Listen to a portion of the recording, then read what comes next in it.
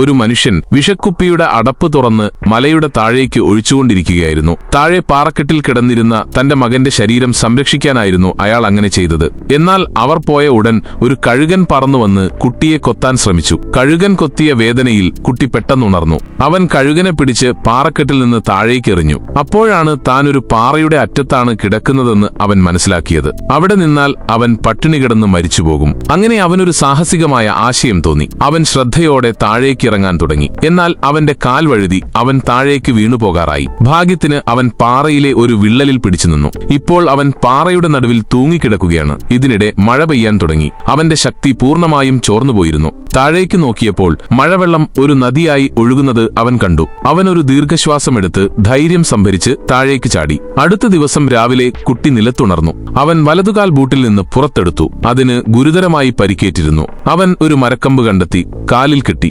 വളരെ ദൂരം നടന്നതിനു ശേഷം അവൻ പാറയുടെ മുകളിലേക്ക് തിരികെ എത്തി. അവിടെ അവന്റെ അച്ഛൻ അവനുവേണ്ടി ഉണ്ടാക്കിയ ഒരു ശവക്കല്ലറ അവൻ കണ്ടു. അന്ന് പാറയിൽ നിന്ന് വീണപ്പോൾ എല്ലാവരും അവൻ മരിച്ചെന്ന് കരുതിയെന്ന് അവന് മനസ്സിലായി. അപ്പോഴേക്കും ഒരു കൂട്ടം ചെന്നായ്ക്കൾ വേഗത്തിൽ അടുത്തേക്ക് വരുന്നത് അവൻ ശ്രദ്ധിച്ചു. അവൻ ഒരു മരത്തിൽ കയറാൻ ശ്രമിച്ചു. പക്ഷേ ഒരു ചെന്നായ അവന്റെ കാലിൽ കടിച്ചു. കുട്ടി ഒരു കത്തി പുറത്തെടുത്ത് ചെന്നായയെ കുത്തി. അങ്ങനെ അവൻ രക്ഷപ്പെട്ടു. എന്നാൽ മരത്തിന്റെ ചുവട്ടിലുള്ള ചെന്നായ്ക്കൾ പോകാൻ കൂട്ടാക്കിയില്ല. രാത്രിയിൽ അവ ചന്ദ്രന്റെ വെളിച്ചത്തിൽ ഓരിയിട്ടുകൊണ്ടിരുന്നു. ഭാഗ്യത്തിന് അടുത്ത ദിവസം ചെന്നായക്കൂട്ടം ഒടുവിൽ പോയി.